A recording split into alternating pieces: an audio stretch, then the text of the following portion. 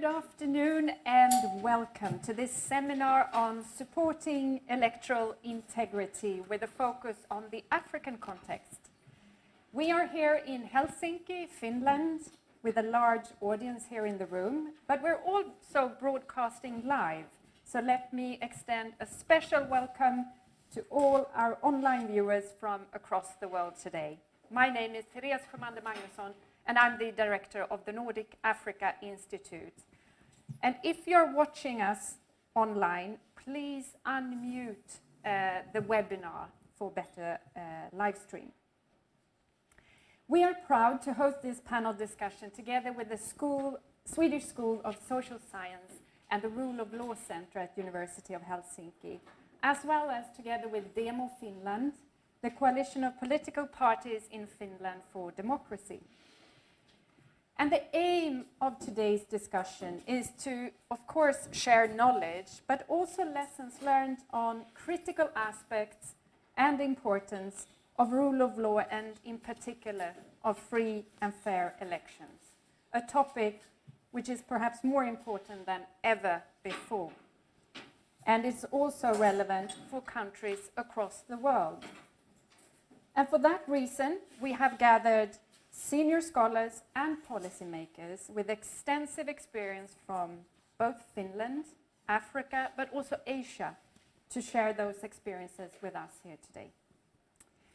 Before I introduce the topic and our prominent panelists, it is my honor to first give the floor to Mr. Pekka Hukka, Ambassador of Rule of Law, Democracy and Good Governance at the Ministry of Foreign Affairs, Finland.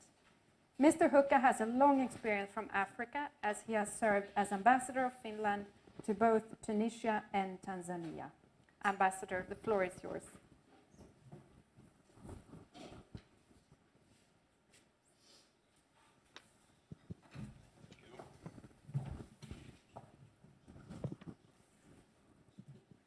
Thank you very much, and thanks for organizing, and thanks for inviting. I'm happy to open up this seminar and warm up maybe the panel, maybe the audience. Let's see. Of course, in recent times, there's been a lot of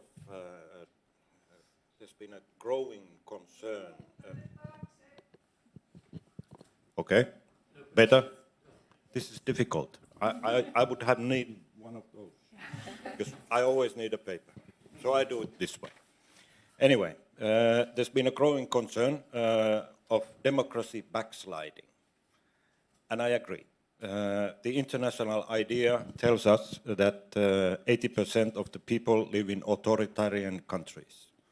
However, at the same time, the PEWP Institute tells us that roughly the same percentage of people would prefer living and to be governed through a democratic process. So wherever it is. Fortunately, at this point, there's a growing number of efforts to tackle the threats for democracy, to democracy. Next week, some more than 100 heads of states gathered to defend, protect and promote democracy in the second summit for democracy. This time, Costa Rica, a Republic of Korea, the Netherlands and Zambia will co-chair the summit with the USA. During the first day, the leaders will meet, and second day, the ministers will meet in meetings in these four countries. In Zambia, the Africa region meeting in Zambia focuses on free, fair and transparent elections. Good thing. In today's seminar, we focus on elections. As the old phrase goes, there's more to democracy than the free and fair elections, but there can't be no democracy without them. Here in Finland, most of us are from Finland. We know we are in the middle of the process. The elections are in 2 weeks, so we are geared up for talk about elections. Elections have always high stakes, as they are seen as means to acquire a mandate to lead. It's a great possibility, but also a risk. Successful elections surely support democratization processes, but the threats to electoral integrity can open the door for rising authoritarianism and derail peaceful transition. Way down can be very fast, as we have seen in some places in Africa, but building up takes a long and sustained effort. I looked at the election calendar in Africa this year. It's full, which is a good thing.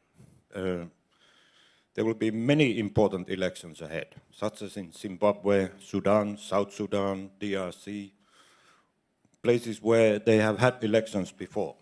But frankly, the track record could be better.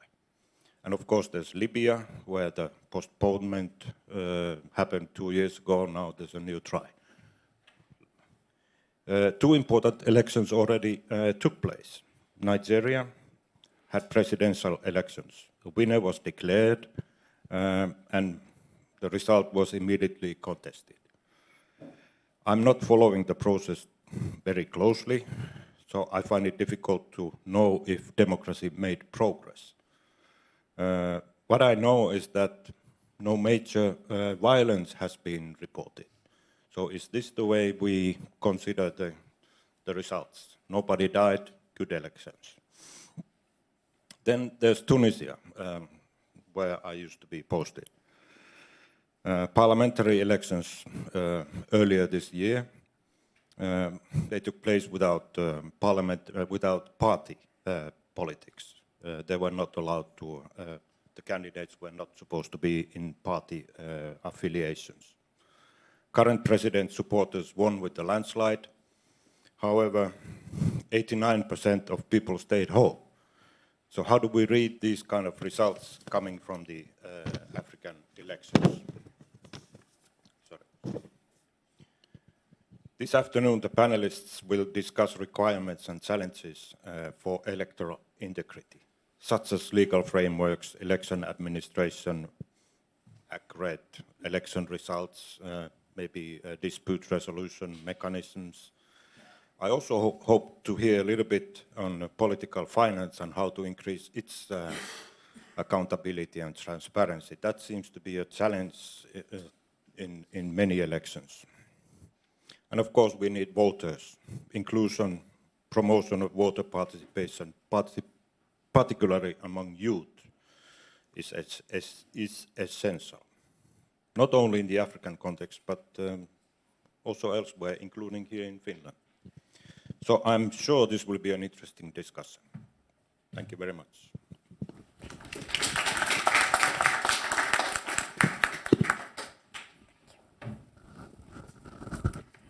Thank you for those welcome remarks, Ambassador Hukka, and framing the topic so well. And I can already now say that one of the panelists, who I will soon introduce, was an election observer in Nigeria. So we will learn more about that specifically, but also about the political financing and the transparency of that will be followed up in the discussion. So adding to the welcome remarks, let me just zoom in on today's topic briefly. The global rise of authoritarianism and democratic backsliding, as we have just heard, frame the current debate on electoral processes, where disinformation, vote buying, and suspicion of manipulation are some of the recurrent themes. Even the most authoritarian regimes tend to build their legitimacy on popular vote, and often at the cost of rule of law. So why is electoral integrity important in Africa?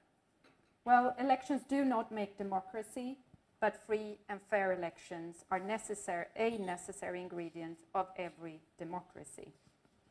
If the integrity of elections is compromised, so is the legitimacy of democracy. Electoral violence and other irregularities are still common, unfortunately, not only in Africa.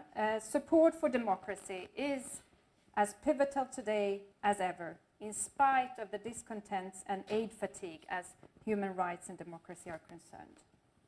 And let me just briefly touch upon a recent report which shows that great variety exists in developments of democracies across the continent.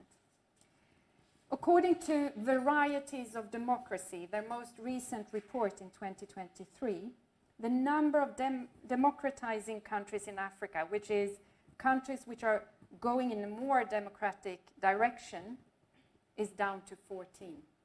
It hasn't been that few since 1973.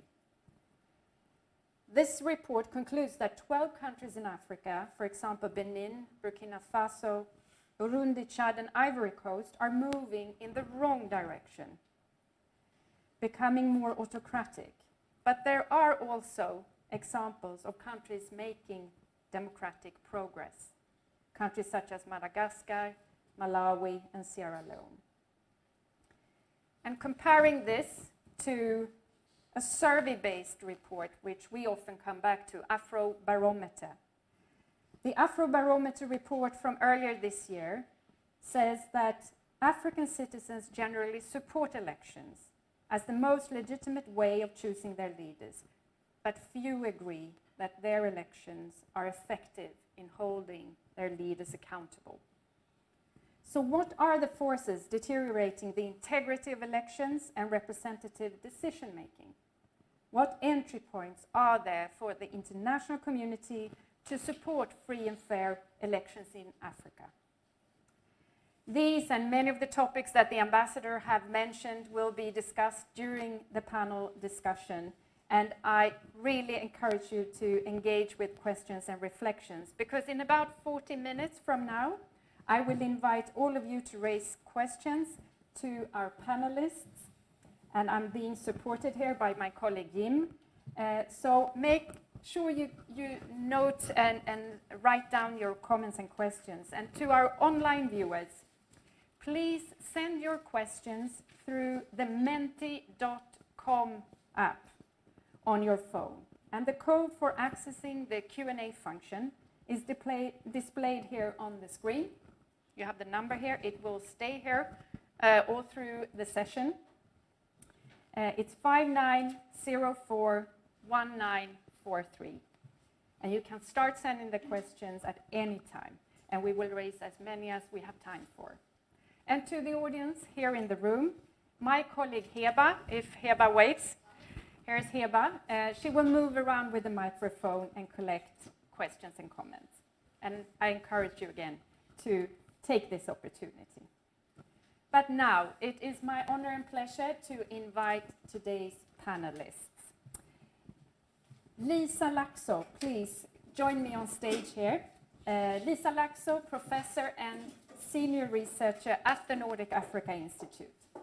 Lisa is an expert on world politics and international development cooperation. Her research interests include political science, Africa studies, democratization, and academic freedom in Africa, among many other topics. Professor Lisa Laxå has published extensively on electoral violence and political competition in Africa. And Professor Kwesi Anning, if you may join me also on stage, please. Professor Anning, Director of the Faculty of Academic Affairs and Research at the Kofi Annan International Peacekeeping Training Center in Accra, Ghana. Professor Anning is also Clinical Professor of Peacekeeping Practice at Kennesaw State University in Atlanta. He held the Claude Akke Visiting Professor Chair at the Nordic Africa Institute last year, and he was an observer at the recent elections in Nigeria, from which he will share some insights with us today. Also joining me on stage, Mr. Gary Klauka, Executive Director of Demo Finland. Mr. Klauka was appointed as Acting Executive Director for Demo 2 years ago, and before that he has, among other things, worked at International IDEA, the Commonwealth Parliamentary Association, and the National Democratic Institute, NDI, where his most recent assignment was in Myanmar, where Demo Finland has also worked since 2014. And Jesper Bjarnason, please join me. Associate Professor and Senior Researcher at the Nordic Africa Institute. Jesper Bjarnesen, sorry about that. Jesper Bjarnesen is an anthropologist working mainly on migration and mobility through wartime and peace in West Africa. He has also published extensively on violence in African elections and currently work on contested elections and street politics, comparing protest coalitions in sub-Saharan Africa. Welcome to all the panelists. We believe that conversations such as the one we will be having today, bringing in different perspectives, that truly complement each other, is really where knowledge is built. So here we are with what I believe is just the right mix of people next to me and in the room to have that discussion. With that, I'd now like us to zoom in on the topic itself. And there's so much to explore, obviously. So I would like to start with a question for you, Lisa. I think we need to have our minds set on the issue at hand today. And with your extensive experience from doing research on democratization in Africa, why is it that quality of elections are so important for democracy? And what do we know about the quality of elections in Africa? Yes, thank you. The quality of elections is important simply because elections are now regularly organized in so many African countries. Before the end of the Cold War, before 1990, only a few African countries organized multi-party elections. But now, actually, 51 African countries, the huge majority of African countries, are formal multi-party democracies. Actually, the only exceptions are the one-party state of Eritrea and absolute monarchy of Eswatini. But all the other countries are formally multi-party democracies. And in many countries, the quality of elections have improved one round after another. But as was mentioned in the introduction, also authoritarian regimes are organizing elections. And indeed, as Nick Cheeseman, for instance, has argued, it is today easier for autocratic leaders to remain in power by organizing elections than without them. And that means that actually majority of the elections organized in the world are maybe somehow manipulated. They cannot be regarded as free and fair. So also rigging elections has become common. And of those African countries, although 51 countries are multi-party democracies, for instance, according to the recent report of the Freedom House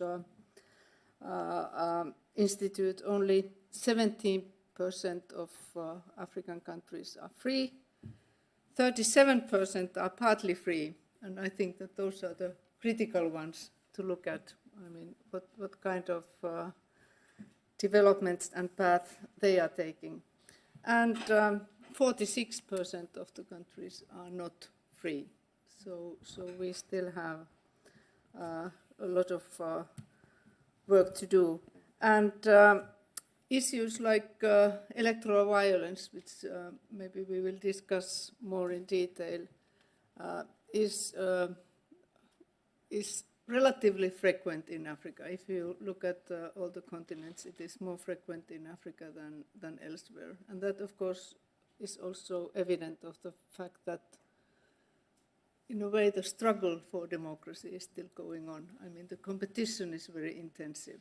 And within this context, the fact that majority of African citizens prefer democracy, they find elections as important. It's a hot topic, and that is why quality of elections is important. And let us come back to one thing you said in the beginning. It seems to be the case that in order to stay in power, you do have the elections, and that is kind of speaking against the need for more qualitative elections. And so let's dig it deeper into that. But let me turn to Kwesi, Professor Anning. In international relations, there is a theory of democratic peace, i.e. that democracies do not fight each other. What is the relationship between democracy and peace in Africa today? Are there elections bringing peace to the continent, or are they more today a source of instability, would you say? Well, thank you very much. And let me probably tag on to what Lisa said about the violence in elections on the continent. And let me make something very clear. Violence has become a currency. You use that to negotiate your position where your party to win. So elections are going to continue precisely because it's a vehicle through which you can intimidate your opponents. And there's a direct correlation, actually, if one looks at most of the elections in West Africa, between those who use violence either in terms of the narrative, the oral discourse, the psychological violent tools, and those who get ministerial positions. You know, so there's a functional utility to violence. But I want to go back a bit to the democratic peace argument. The theory presumes that democratic nations look for ways to make peace.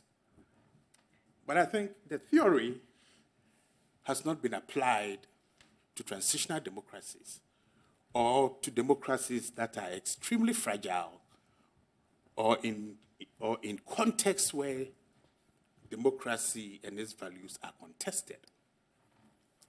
When the allure of getting into public office is so strong, because getting access to state resources then become clear, then the correlation between the violence that we are talking about and this drive to win elections becomes extremely strong.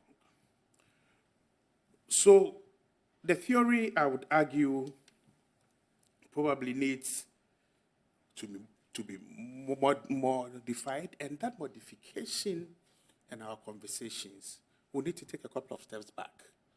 And it's about political parties, the values, the norms, and the principles that bring people together and to say, we share these common values, and we want to use that as the basis for which we contest these elections. Now, when people don't share these values, and the common thing that binds them is that we need to win elections under all means necessary, then the democratic peace theory does not work. Because you cannot murder and shoot your way into power and overnight decide to be a peace-loving person.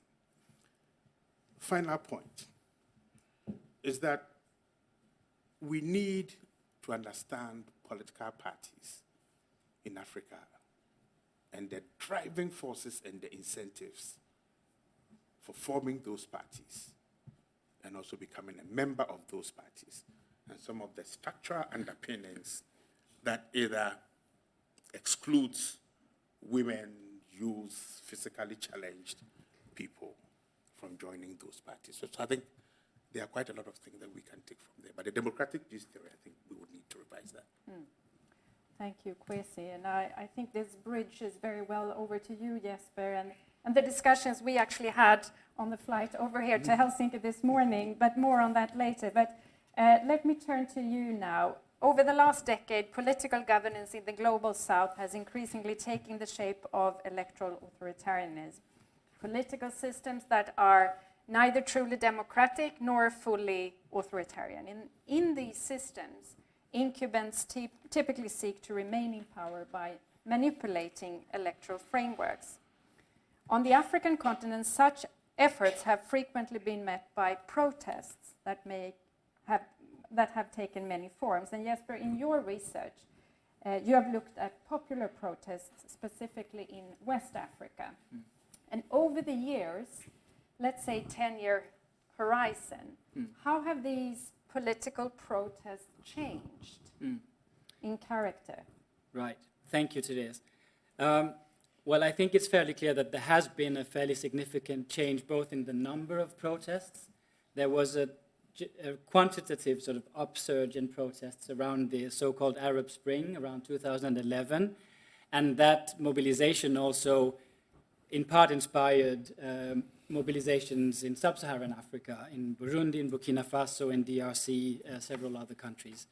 To the extent that some researchers were speculating in sort of a so-called third wave of mass mobilization, where the first wave would be the national liberation struggles of the 1950s and 60s. The second wave would be in the 1990s, the struggle for multi-party democracy. So there was this sense that now we are seeing a new wave of mobilization against exactly electoral authoritarianism, this situation where regimes stay in power by manipulating the constitution, manipulating the electoral process in order to stay legally in power. So what you have could be described as free and unfair elections. You know, the electoral process may seem fair, but it has been manipulated to the extent that people can't really express their opinion through the vote. So there was this mobilization about 10 years ago. And I think a couple of characteristics that we don't really see right now is, first of all, the broad-based mobilization that happened around 10 years ago in many countries. I've been looking specifically at Burundi and Burkina Faso, and what we saw was sort of a surprising degree of coalitions challenging the incumbent regimes and challenging this grab of power through constitutional manipulation. Those mobilizations were also headed not necessarily by the traditional actors you might expect, such as trade unions or opposition leaders or parties, but rather you saw youth movements, religious leaders, sort of kind of unexpected figureheads lead the way, in part because there also was a disillusionment with the political class, so people were looking elsewhere for their role models in a way. I think what has changed, so the question was what has changed in the last 10 years? I think first of all, looking at West Africa, this terrible sort of decline in human security in the Sahel region and its surroundings has meant that the questions that people are concerned with have changed.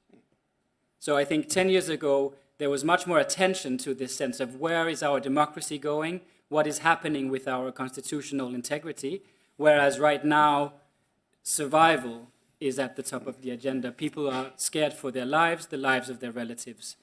And what you see is people looking to whatever actors might help improve that situation. So the overall principal question about how is our democracy doing isn't really at the forefront. You can't afford that when you might not live to see another day. So I think part of that shift is quite concerning, but you can also understand why people might not necessarily have the sort of the energy or the security to talk about the big issues in that way, right? Which opens the door, for example, for military regimes to then step in and sort of claim to represent the will of the people by setting democracy back in serious ways. So I think that is a very concerning shift that might be quite particular to West Africa.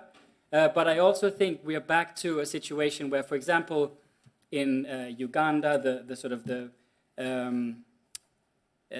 let's say the mobilization around opposition politician Bobi Wine, which becomes sort of a symbol for the political state of the country. A similar situation in Senegal with Ousmane Sonko, opposition politician who has been in and out of power. We are back to a situation we've seen before where the fate of a country's democracy is sort of placed in the hands of either the regime or one figurehead representing some kind of change. So I think maybe those are some of the contours of the current situation and how it has shifted. Interesting, and I think we will come back to that topic. But moving from civic education, we have had 3 very senior scholars addressing the questions now. I'm going to turn to you, Gary, and more focusing on your role through your organization on civic education. Because I saw that earlier this year, beginning of this year, Demo Finland organized Democracy Academy, where political youth and student organization got an in-depth look at democracy, the state of democracy, the competition between authoritarian and democratic systems, etc. With your experience from both Finland and also Asia and Africa, what role does civic education play for free and fair elections, would you say? And with the young generation today who are so much onto social media platforms, etc., do young people of today see the relevance of civic education, and how does civic education need to transform and develop to continue to draw the attention of young people today? So, as you mentioned, every year we organize an event for the young youth and student organizations of Finnish political parties. And the purpose of this is to mitigate polarization between the parties and to encourage dialogue. And the Finnish political system is quite well known for dialogue. I know that in these electoral times, with the election coming up next week, it's sometimes tested. But our firm belief is that by putting everyone in the room together and by facilitating dialogue, we're able to mitigate that polarization.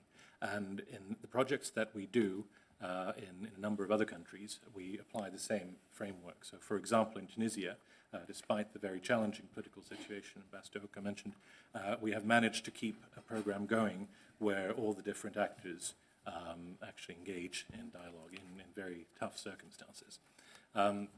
So I think that's our sort of window into the civic education that you describe. In terms of social media and keeping this relevant for young people, I think it's extremely important to engage more young people in political parties. We know this is a global problem, that it's usually older people who engage in political parties, people who have the time and the resources to do so. But at the same time, we know that electoral democracy as we know, does not function without political parties, and this has to be refreshed.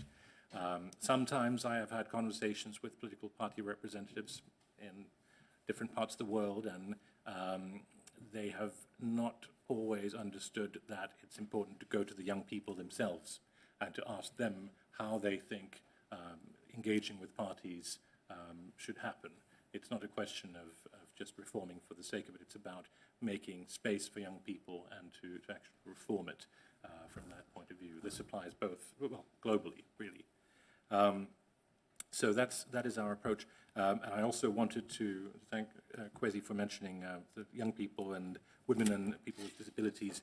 Our work focuses very much on political parties, and our belief is that once you open up, once you increase the possibilities for women, for young people, for people with disabilities to engage in political parties, you create a much more solid platform on which to build a healthy democracy. Because the parties who choose the candidates, except in Tunisia right now, who then build a healthy and good democracy. It starts from these building blocks, and it takes quite some time to do. It takes time for sure. Thank you, Gary. And Lisa, while we are talking about the civic education, can you explain a little bit to us and reference what research says about the role of civic education for free and fair elections?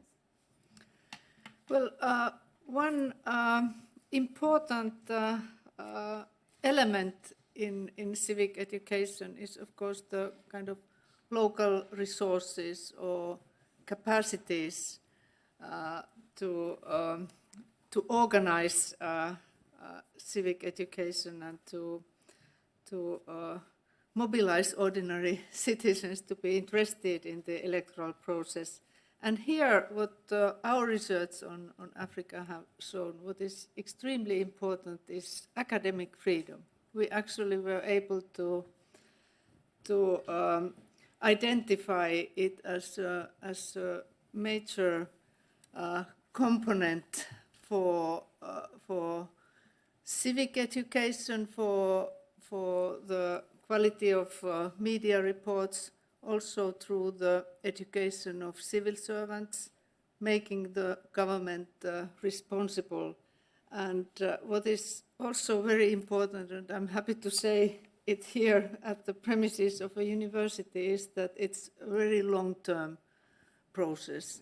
So we were able to note that the quality of democracy was higher when the preceding levels of academic freedom had been high.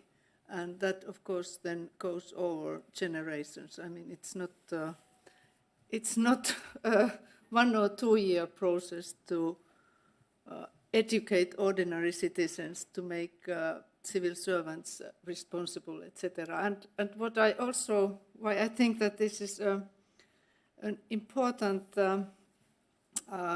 result from empirical research is that we have known that education is important for sustainable democracy, but there are also authoritarian countries with very high levels of education, and so education itself is not enough for the quality of elections, and that's why the kind of overall democratic competence of the society is so important. Thank you, Lisa. Democratic competence, capacities, higher education, academic freedom, fascinating results from your research there. I'd like us now to move from the more theoretical, practical civic education lens to regional examples and regional cases. And Professor Kwesi, I'm going to turn to you now. You were an election observer in the very recent Nigerian election, and there are reports coming out saying that it was not free and fair, and others who say that we have to remind ourselves that Nigeria is still a young democracy in relative terms. But you can't detach good governance from a democratic process, and having elections that are free and fair are one but critical part of democracy and good governance. So, Kwesi, what can you tell us about your observations from the Nigerian elections? Well, thank you very much. I mean, let's remember the history of Nigeria, the nature of civil-military relations, the histories of dictatorship, and then the gradual shift towards constitutionalism.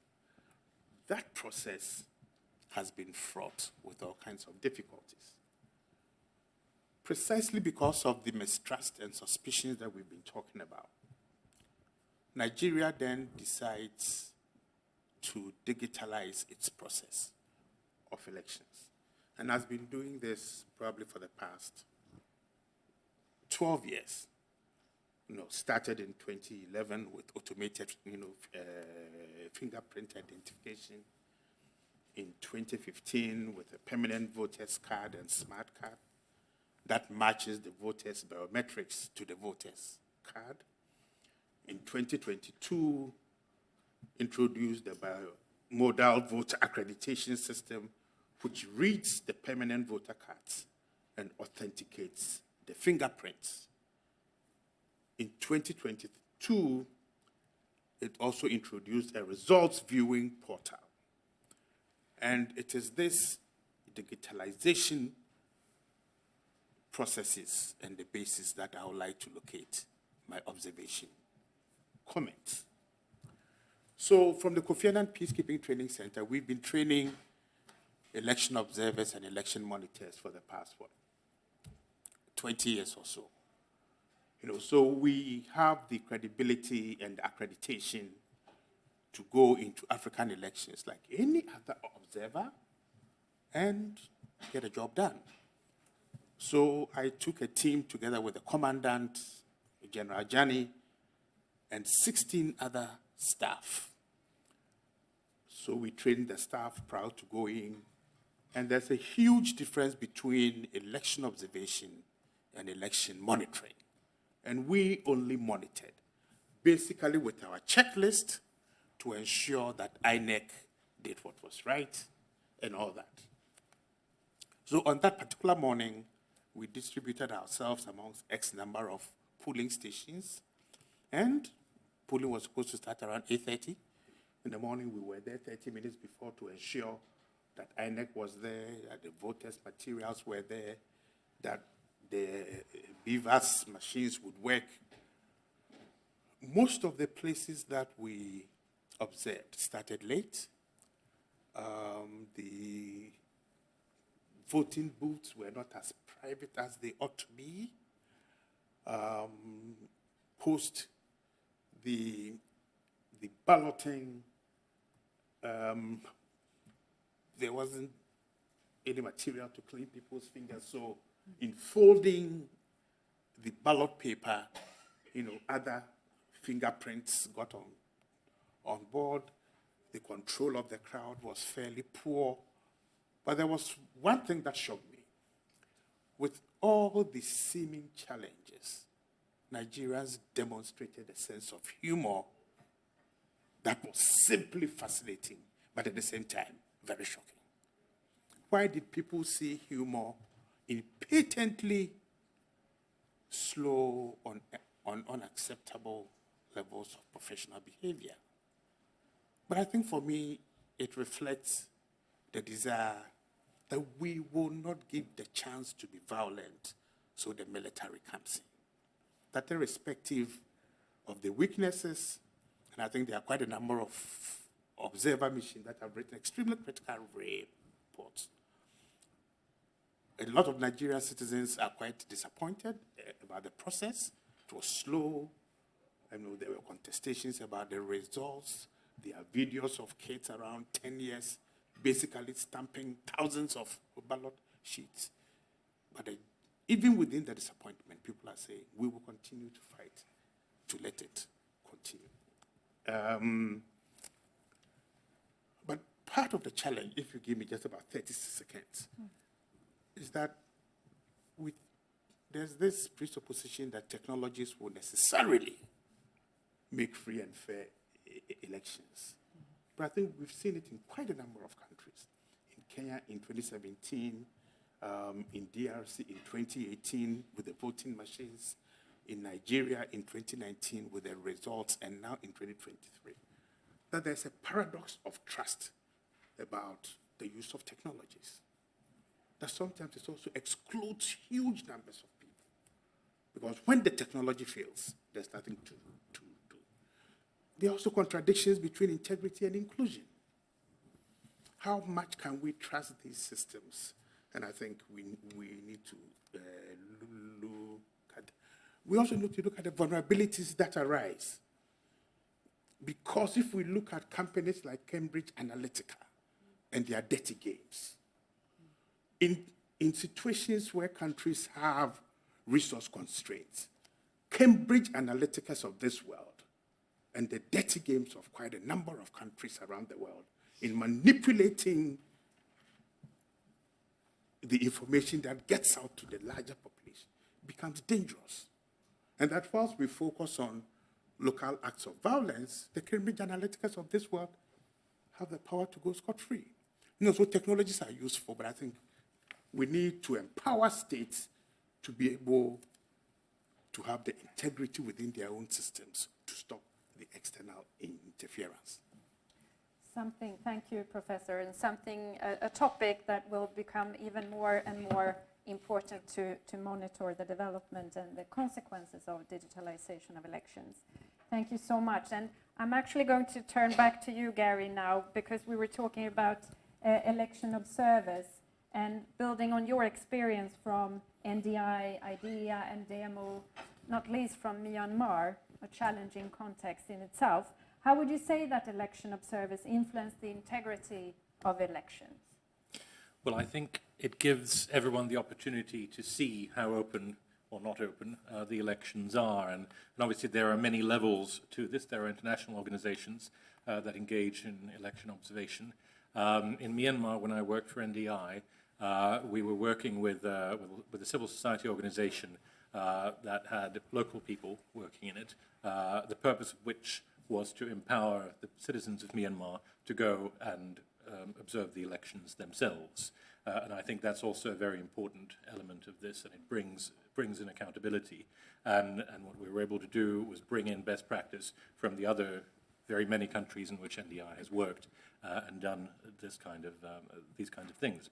The other element of observation is that once you've gone through the elections, you're able to produce recommendations, and responsible governments are then, and responsible electoral commissions are then able to implement these, and that increases the trust. As a whole, I think in the last 10 years, we have seen globally the phenomenon of contesting elections. It used to be that in Western countries this was not as often, it didn't appear as often, but now it appears to be within the toolbox of the autocrats. And it's a very disastrous and a very dangerous form. I think a number of countries are vulnerable to it. I'm very happy that Finland has not experienced this yet, but I think that there is a vulnerability, there is a possibility of a political actor bringing this up. And it's very important that systems are prepared to react to it. There was talk of, Kwesi mentioned, digital voting, and there is, when I've spoken to people who work in the field of electoral assistance, there are many schools of thought. The Finnish system relies entirely on paper and has been the same for probably over a century. But digital systems can be more secure, but the challenge that Electoral Commission officers tell me is that when you have to explain to the regular citizen how it works, how the algorithms work, it can be very complicated. Very often, I've heard these explanations, and I'm no programmer, so I wouldn't be able to explain terribly well myself. But it's about having trust and having a system which then can be demonstrated to work. Fascinating. Yeah. Thank you, Gary. We are soon about to wrap up the first part of the discussions and move on to your questions here in the room, but also from our online viewers. But before that, one other regional example, Jesper, that I think is valuable for the discussion. And in one of your policy notes published by the Nordic Africa Institute in 2021, on how legislative elections tighten Ouattara's grip on power in Côte d'Ivoire, you reference that the elections have often been marred by violence, and at least 3,000 people were killed during the 2010-2011 electoral crisis, which ended the period of the civil war. Would you conclude that democratic backsliding in Côte d'Ivoire could have serious repercussions for West Africa as a whole? Well, first of all, let me note, speaking of the sort of the digitalization of elections, that at the time in 2010, the elections in Côte d'Ivoire were the most expensive elections per voter anywhere in the world at any time in history, because there was an attempt to sort of digitalize the entire process in a very sort of limited amount of time. Out of a legitimate concern that identity politics had been at the heart of the armed conflict, and what both international and national actors wanted a process that was transparent and free and fair and credible, so that all actors would accept the result, right? So in Côte d'Ivoire, the attempt was to digitalize the national census, electoral voter registration, the voting process itself, all at once. So it became the most expensive elections ever held at that time per voter. And it ended in the re-escalation of armed conflict and the death of more than 3,000 people. So definitely that digital process did not ensure free and fair elections in any way. Of course, West Africa as a region and the world as a whole, we need good examples, right? We need role models, and especially from economically and politically important countries such as Cote d'Ivoire, Nigeria, Senegal, if we're speaking about Ghana to some extent when we're speaking about West Africa. So yes, the fact that constitutional manipulation and sort of electoral or democratic backsliding is happening in a country as Cote d'Ivoire might have repercussions for the region. Mostly in the sense that Cote d'Ivoire is supposed to play another role. Cote d'Ivoire is supposed to lead the way in terms of mediating with less democratic governments in the region. And it has the military power to also intervene in conflict prevention and peacekeeping. So it's a very worrying sign. And I'm not very optimistic about the coming elections there either, unfortunately. So there is a... I think you mentioned Cote d'Ivoire as a country with sort of a democratic backsliding several times today already. And that is really a concern because the country has all kind of, the capacities and the resources to prevent that kind of backsliding. Thank you, Jesper. Kwesi, would you like to add something on Cote d'Ivoire? You were nodding, and I was thinking maybe you want to add something here. Well, I think Cote d'Ivoire is an important country. Its economy is, I think, second only to Nigeria. But the optimism that we had for Cote d'Ivoire has, I mean, it's not panned out the way that we want. And my real worry relates to the post-Ouattara phase, because there are almost no structures in place that allows for competitive, transparent, inclusive elections. And we know that with all the small arms available and the nature of the discourse in which identity politics, yes, but it is once more being played and replayed and reformed in ways that have regional connotations, then I think we need ECOWAS and the African Union and the wider international community to find ways of engaging the Ivorians in building strong stakeholder institutions that can engage and prepare for the post-Ouattara phase. Thank you. And now it's time for you to engage with our panelists through questions and comments. Let me just remind you, the online viewers, how you will be able to share your questions. It's through the mentimeter.com on your phone, and the code is on the screen behind me, 59041943, and it will continue to stay here. But I will start collecting 2 questions from the room through Heba, who has the microphone, and then 2 questions from the online audiences. Do we have any questions here to kickstart the conversation? We have 2 hands.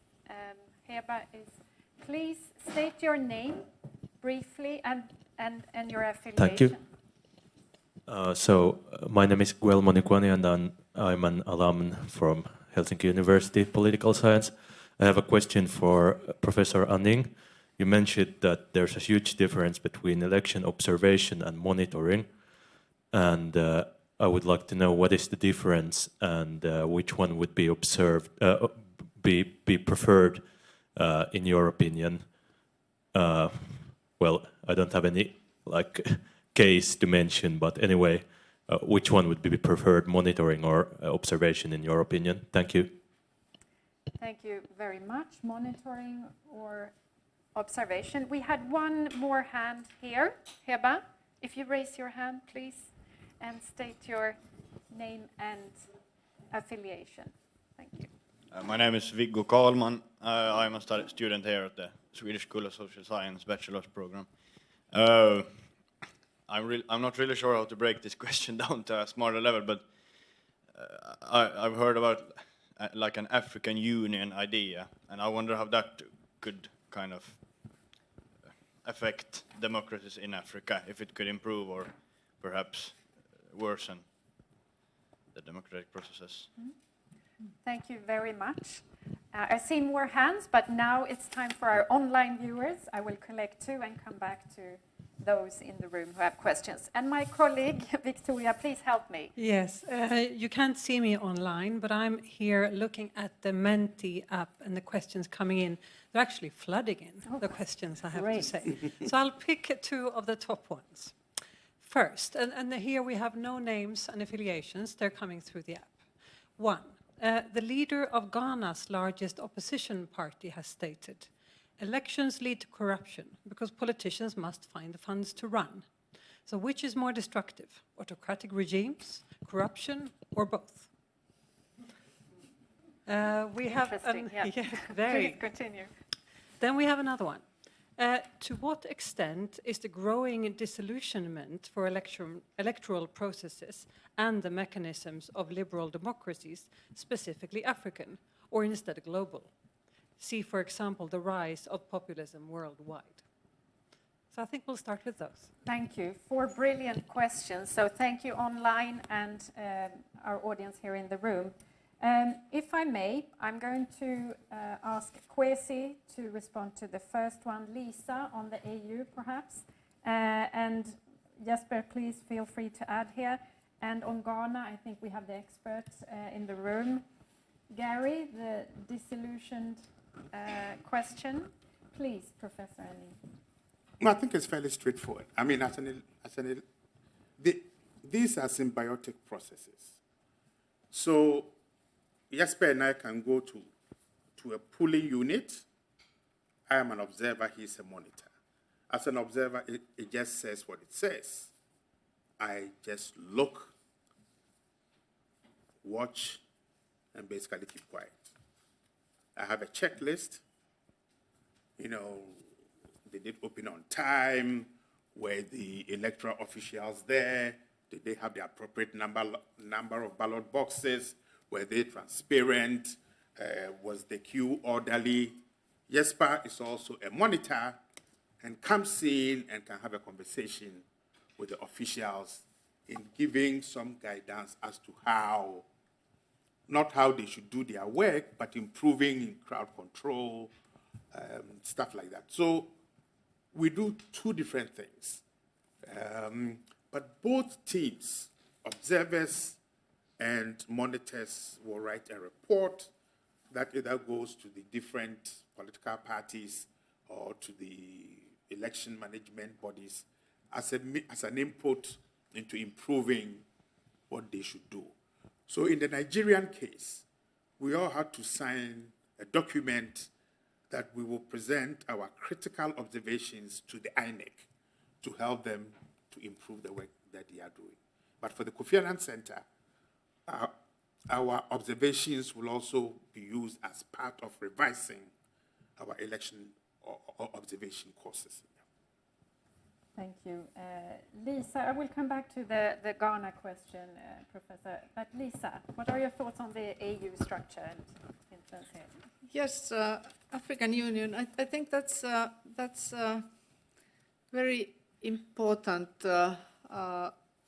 question, and actually the democratic principles that have been agreed by African governments are very good. And for instance, we have mentioned already electoral violence, but the other problem going against democratization is centralization of power and this constitutional coups, which means that the tenure and powers of the executive, of the president, are extended when the president is sitting. This has happened in maybe in 10 African countries, or almost more or less dozen of African countries. And the principles that have been agreed in the African Union is that if you change the constitution, it should not be for yourself, for the executive, for the incumbent president, but for the next one. But these principles simply have not been followed. And that then tells that the African Union is weak in terms of implementing the very good principles they already have agreed. And of course, if sometimes African Union is compared to the European Union, and the difference there is, I don't know how relevant it is today when we think of the variety within the European Union also, but in principle, in order to be a member state of the European Union, you have to respect certain principles of the rule of law, etc. But African Union, in principle, is covering the whole continent. So also the difficult member states are still member states of the African Union. So I think that the problem is that the organization is politically too weak and maybe also still dependent on external support rather than paying the membership fees of the member countries. Very good point. Thank you, Lisa. Next question. Gary, disillusion, and Jesper, I think you can add to that as well. Please. So the question was whether disillusionment with electoral processes and liberal democracy is a global problem. Absolutely. Reference has been made to a variety of democracy indicators. VDEM, based at the University of Gothenburg, published their latest data set the other week, and the headline was that democracy at the moment is at the same level where it was in 1986. Last year, the data set indicated it was 1989, so we can surmise that it's getting worse. And also the Economist Intelligence Unit indicators say the same thing. When I worked at International IDEA, which is an intergovernmental think and do tank in Stockholm, we launched a report called The Global State of Democracy, which is updated every 2 years. And in the initial version that we did, we highlighted that there is a global problem in declining trust in institutions, specifically in political parties and parliaments. Different regions of the world have gone through this at different times, but there is a global trend that can be seen. It reflects back to what I said about the importance of refreshing political parties. Many years ago, when I interviewed the former General Secretary of the Labour Party in the UK about this, he said that we'd gone to what he called a la carte politics, where young people were more inclined to sign up to single-issue movements rather than whole political parties, because, as we know, when you sign up to a political party, there's always some element of it that you don't agree with. That's part of working in a party, really. But there is a cultural shift that's happened that the political parties themselves need to address. The one final point I would raise is external interference, the role of misinformation and disinformation. There have been quite a few reports about this, very recent ones. NDI published a report about Russia's influence in Africa a couple of weeks ago, and we can see that state media from Russia and China are feeding in narratives which work against our interests and which very much work in their interests. It's very important to create more media literacy and to combat this. And it's not only a problem in Africa. In the run-up to the US midterm elections, we saw candidates for the United States Congress say lines that were created by the Kremlin propaganda machine. I wish the situation were not as dramatic as it is, but we've got to an absolutely critical point in disinformation globally, and this is something that we need to be very aware of and very cautious with. Thank you for bringing that very important critical aspect to the discussion, Gary. Jesper, on disillusioned voters and young people, the role of social media today, what are your thoughts? Well, first of all, in an African context, you have to acknowledge that the continent has the youngest population in the world and will continue to have that for at least a generation. So young voters are key, even to parties with authoritarian tendencies. And I think one thing we've been implying, but maybe not stating explicitly, is the rise of populism. That the sort of the combination of some degree of disillusionment with or lack of trust in the political system, combined with the rise of social media, creates the perfect conditions for people to sort of look for quick solutions to very long-standing problems in a way. And I think that's not just an African issue at all in any way. So I think there's a real challenge in sort of for political parties, for example, to create messaging that does something other than just promise quick solutions to very difficult problems. And that's certainly also playing out in African contexts. Thank you. This single issue politics that Gary mentioned. Exactly. To wrap up this round of questions, Kwesi, the interesting question on Ghana. What are your reflections on what options are preferred? No, I think it goes beyond Ghana, really. And I think the real question there is, what do opposition leaders do when they want, or what do opposition leaders say when they want power? And what do they do when they get that power? And the challenge there is, what can stakeholders do to ensure that you do what they have promised? Because were we to do a correlation between electoral promises and deliverability, that correlation will be negative across the continent. They lie, they promise things that they know they cannot do, they intimidate when civil society begin to challenge them, and basically that those who win power continue that processes of using violence and intimidation as a tool to keep people under control. So were we to ask the people, the young people on the continent, who do you trust? Politicians, your governments, or social media? Politicians might get 5%, governments probably between 5 and 7%, and social media about 85%. Politicians are much worse than second-hand car salesmen. Nobody trusts them. So this is very, a very fancy statement, but there's no basis. There's no credibility. Thanks, and that reference also the disinformation and the social media and how that will influence the integrity of elections in the years to come, not only on the African continent, as you correctly said. I will now open up for one more question here in the room. Oh, I love this. There are so many hands, and then one question from the online. You were first, madam. Please state your name. Thank you. I'm Tiina Kukkamaba, Head for Sub-Saharan Africa at CMI, Martti Ahtisaari Peace Foundation. Thank you so much for this very interesting panel. I have a couple of questions to Jasper, actually. First, I thought it was really, really interesting what you were saying about this so-called third wave, if we can call that. You said that we don't see the similar kind of broad-based mobilization as during the previous phases, and that the questions people are concerned now are mainly focused on survival.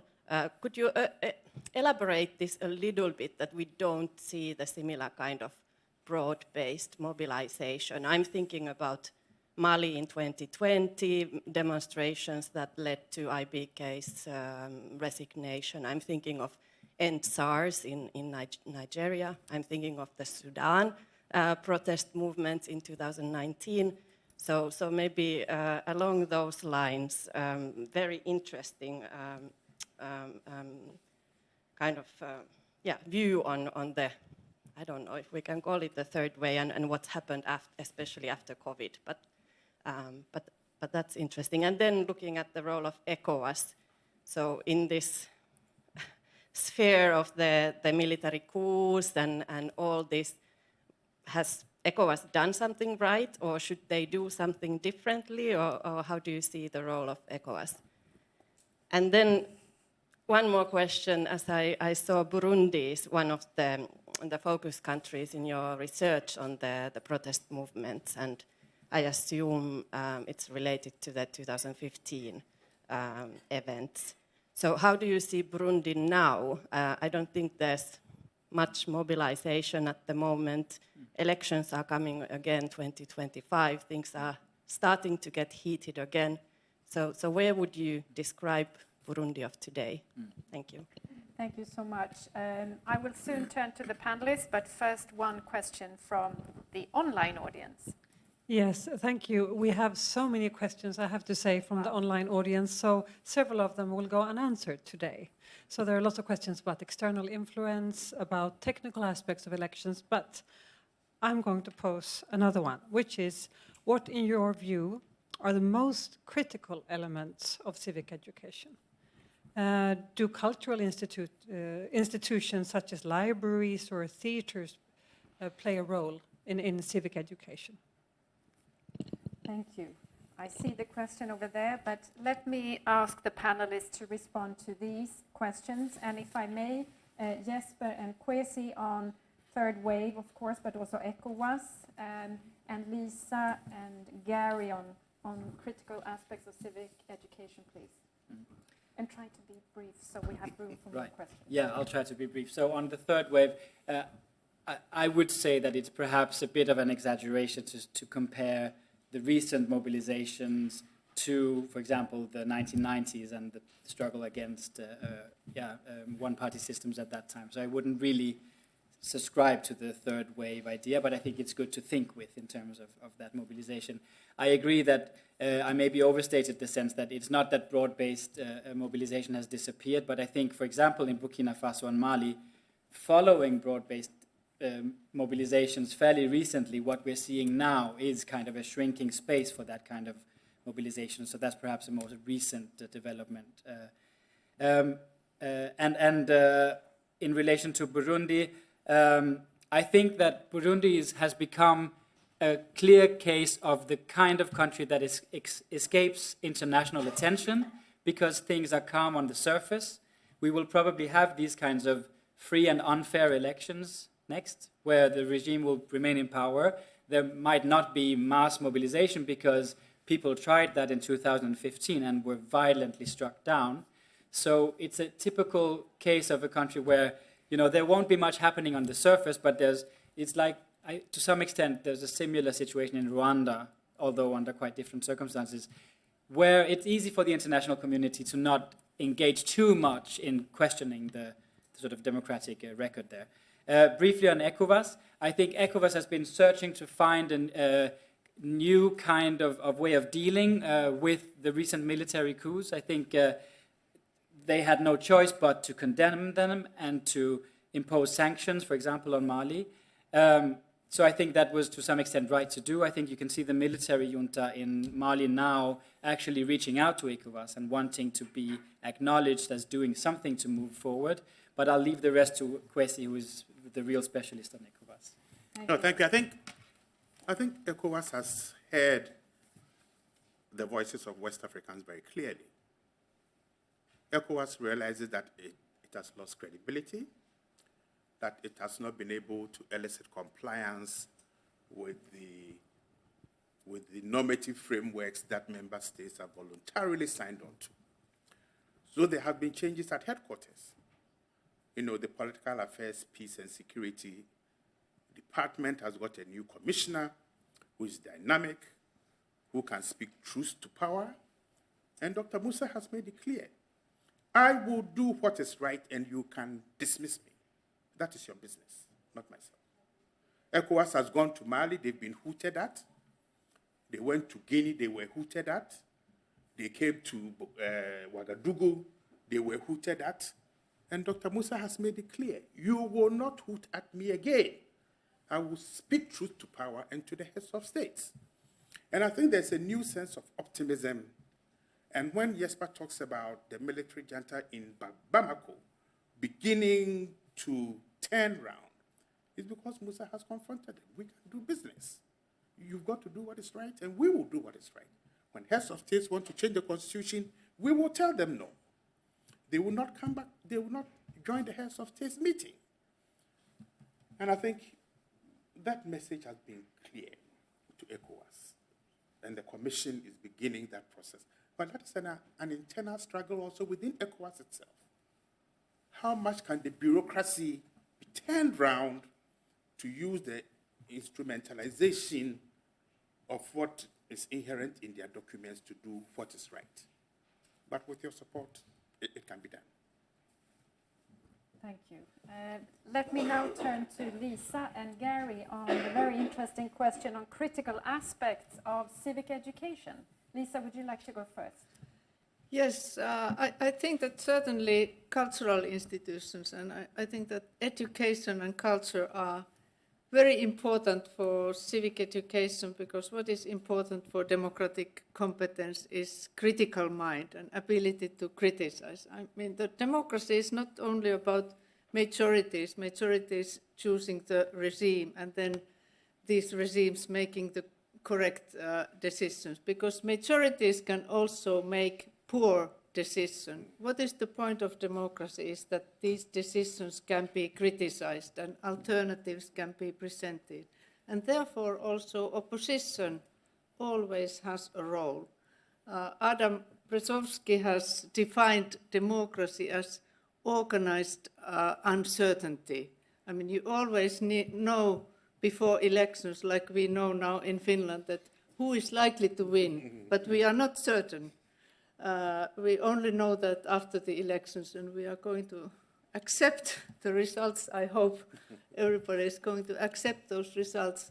And there is a role for the opposition. Even after the elections, you must have the critical view to decision making, and decision makers have to justify what they are doing. They are accountable to the voters. Thank you, Lisa. And Gary, what would you like to add? Very briefly, absolutely, there should be a role in civic education for it. At the end of the Democracy Academy that you referred to at the beginning, all the youth and student wings of the Finnish political parties all signed a statement saying that there should be more education of political parties in schools in Finland. At the moment, there is very little. There is obviously civics education, but for a variety of reasons, this doesn't exist. Obviously, it needs to be done apolitically. I understand that there are risks involved in it, but I think teaching about the system, what it does and how one can take part in it, would be a very important way forward. This too applies globally, I believe. I think that's a very valuable comment. I actually think we have room for one more question, and I saw that gentleman over there, Heba, and that will be our last question of today. I encourage everyone to continue the conversation, but please state your name and be as brief as you can. Thank you. Thank you. Juhani Kopponen, University of Helsinki. I think the argument seems to be that elections are important because they legitimize the power. But I think we also know that the turnout of elections is going down in many places in Africa, especially among the young people. So this raises the question, which is my question: what is at stake in elections, and what is not at stake in elections? What do the people which are elected by elections do when they get their power? What sort of power options they have? We are now there's now this big drive of building up a confrontation between authoritarian states and the democratic states. Is this some sort of solution to our present existential problems, like we all know them? I mean, climate change, loss of biodiversity. You just mentioned them, maybe because I think these things, the solution for them, come down to the way our economy works. And what are the options there for those people elected in power in Africa? Thank you so much. Let us make this the last question of today before we do the closing remarks. And let me turn to each panelist to share some very brief reflections on the last question. Jesper, please. Oh, such a big set of questions. I guess that allows me to pick a little bit, cherry pick, as they say, and answer part of it. I think, first of all, that declining turnout, whether we are talking about African countries or elsewhere, is definitely undermining the legitimacy of elections, right? And it's something that governments and political parties have to work seriously to sort of address. What is at stake? I think one thing that we perhaps haven't said as explicitly as we should is that I still understand many African democracies as being caught in this kind of a winner-takes-all system where what you win when you win an election is not just political power, but it is, as Kwesi said earlier, access to the state financial resources, which are sometimes then distributed in a fairly selective manner, to put it very mildly, which really raises the stake. And as Lisa, to link on to what Lisa said, it marginalizes the role of the opposition, which I think sort of adds fuel to the fire of then having to do everything you can to win an election in order not to end up in that completely marginalized position. So that's perhaps more specific for African states. There might be examples from elsewhere, but to my knowledge, I think that's something key to emphasize. Thank you. And Kwesi? And I think we cannot dissociate this conversation from the nature of the state and what the state can and does deliver. If the state is non-functional and does not deliver public goods, then people's trust in democracy and democratic governance as a useful tool to what the economy can also do then becomes very minute. If we take Nigeria, for example, there were 97 million registered voters. Less than 26 million of them voted. And it wasn't because they didn't want to vote, especially because things had changed about 48 hours before the vote. Polling stations had changed and people had been given new polling stations. There was no transportation that day. People basically just got fed up with the state, got angry, and then they just decided to go home and sleep.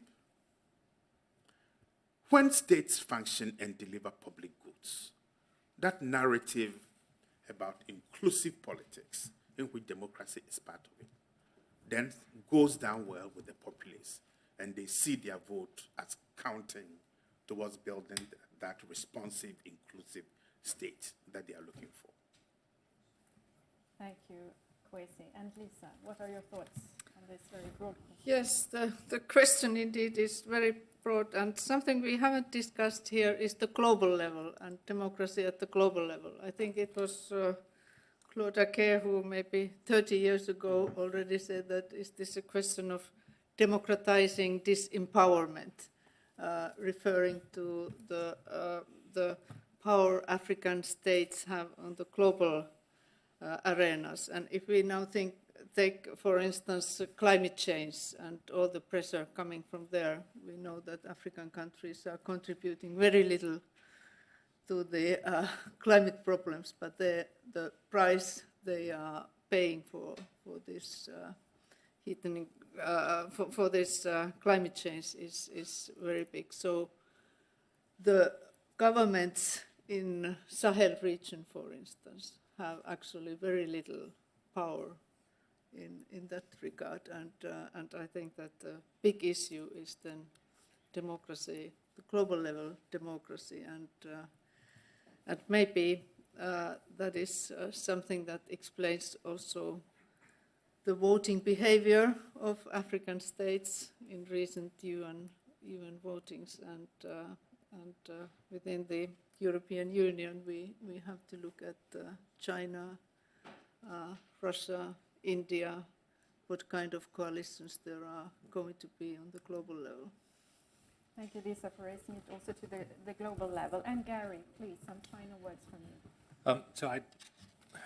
There seems to be an argument that sort of economic managerialism, which is the model that China is putting forward, would create economic stability and predictability. I'm not sure if it does. I don't believe it does, because it lacks the principles of the checks and balances that underpin our systems that we can see working in the very long run. I think that political parties have a big responsibility in this, in ensuring that when they go to elections, they put forward good programs. Kwesi was referring to political parties that make unfounded promises and that undermines people's belief in the whole system.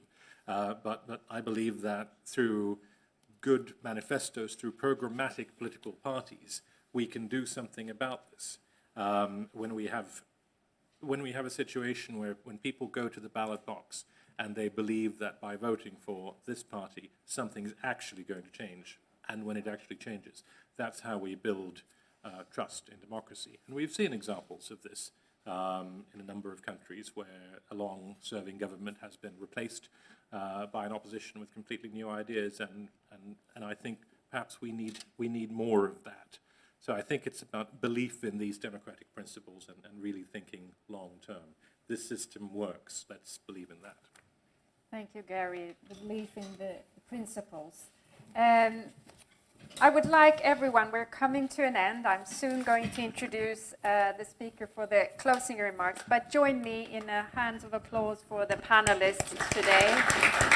Thank you so much. And please stay. Now, let me introduce Tuija Brax, Director of the Rule of Law Center. Tuija Brax has served as both Member of Parliament of Finland and has been the Minister of Justice. In that role, she was responsible for the drafting of the current constitution of Finland, the Act on a Candidate's Election Funding, and the Emergency Powers Act. And as a Member of Parliament, she served as the Chair of the Legal Affairs Committee and the Audit Committee of the Parliament of Finland, and as a member of the Constitutional Law Committee. Tuija, I'm so excited to hear what your takeaways are from today's panel discussion. Please, the floor is yours. Thank you. I think you would hear me better if I manage to get this on. Is it working now? It takes a second or so. No? There seems to be a red. Our help is on its way. Otherwise, we can. Yes. There we All go. right. Please. Thank you once again. Oh, you made me sound so old, but thank you for the presentation. Anyway, thank you for the panelists. And your last round of remarks actually also emptied everything I was planning to say. So I have to say something else I was planning to do before your last remarkable round of wrapping up. But in the very beginning, this notion that what lies behind the violence is actually this chances of winning, winner takes it all, or actually, let's say it frankly, corruption. And maybe this notion, it was a very vital notion that was then repeated already several times, brings us together to the linkage between the rule of law and the democracy. It is the integrity of the electoral processes, but also that it's not enough just to have elections or even integrity of the processes unless you also have integrity of institutions. So this sort of a combination, or actually a triangle of the democracy, the rule of law, plus the human rights that are linked to each other. And sometimes I'm very tempted to write a huge, sort of a big ball inside of this triangle of human rights, democracy, and the rule of law. And the size of it varies from a society to society, but the name of the ball, or the round shape inside, or even covering the whole triangle, is corruption. And I mean, in order to really have proper elections, you need to have integrity of the institutions around the rule of law to guarantee that you can safeguard the opposition, that Lisa rose very well here today, but also that there won't be the stealing of public funds, and that there is this sort of, that it all makes sense to vote, as Gary was very nicely saying. There are several numbers also referred today that the democracy, rule of law, and the human rights, the supporters of this whole triangle, let's say it, I'm a former basketball player, so let's put it in a sport ways, we are not now in the winning team. There are several statistics saying that we are the underdogs right now.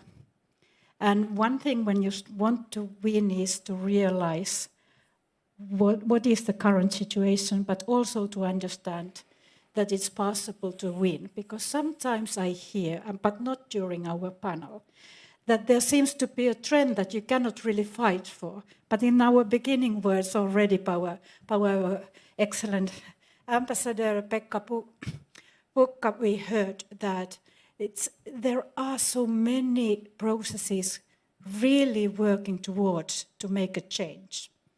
And this brings me back to my days in the parliament. Just a year before the Arab Spring, there were several seminars with a similar kind of feeling that, oh my God, will anything ever change? Particularly in Africa, but some other continents were mentioned. And we didn't see it coming, and there it came.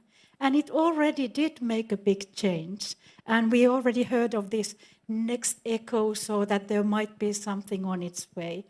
There are so many things sort of bubbling under that we shouldn't give up. And that's maybe one of the closing remarks, that there are ways, as long as we understand this connection of the three things, the role of corruption or the misuse of or misconduct of powers that needs to be taken on board, plus then this remark by Lisa about the free academia. The Rule of Law Center has taken on board this Lisa's notion very severely, so that in almost all our actions there is this element of linking our work towards academias in the countries we are working in, be it Mozambique, be it Albania, be it Uzbekistan, for example. And then my final close-up before telling you a tiny little story of my family history. There is a quite recent court audit from the Court of Auditors in the European Union that was scrutinizing the rule of law and a little bit actually also the work towards enhancing democracy in the Western Balkans done by the European Union. And the outcome of the decision or the special report of the audit court, the Court of Auditors in EU, was that because these projects that has been finally done, but because they lacked taking into a board civil society, free media, and I would add then academia to this, they really didn't get such a good results. So what we heard today is also that whatever we are going to do, we are going to first of all win. I'm not going to give up, none of us is, but that we have to remember this education, academia, media, civil society part, plus that we have to understand that this game is tougher than ever before because of the external powers. The external powers that were referred today here to are much more united, so to say, much more decisive than they were at the time when I was in the parliament and we didn't know anything about the Arab Spring coming up around the corner. So we have to want to win. We are going to win this battle, but we have to understand this is going to be tough. But just to conclude that this is possible because there was this reference to poverty, to the fact that whether people are actually able to participate if they are sort of really fighting for survival. And that was a really good remark. My grandmother was an orphan who was sold on a market every year in her childhood in Finland, from the age 2 till age 11. And this tells you a story about the poverty of Finland at the time. But what Finland did, still being very poor and unequal society, we put our money on basic education, step by step to academy, free press, civil society, political parties, and we already, before that, had already from the Swedish time, relatively strong institutions such as independent courts. And it was only like 2 generations ago. So if we think about Africa today and with all the natural resources, all the brain power, all the young people and the energy behind it, it must be able to repeat what has happened in Finland. We were not sort of naturally born as rich and stable as we are. And Africa will one day certainly be that as well. So thank you. Thank you so much, Toya, and a round of applause. for your very personal and very optimistic concluding remarks. I like that very much. Colleagues here in the room and online, we have come to an end of this webinar. I just want to thank everyone for joining, contributing with questions. They were coming in big time. I'm sorry we couldn't address all of them, but please continue the conversation. And with that, this is the end of today's webinar, and thank you so much for joining.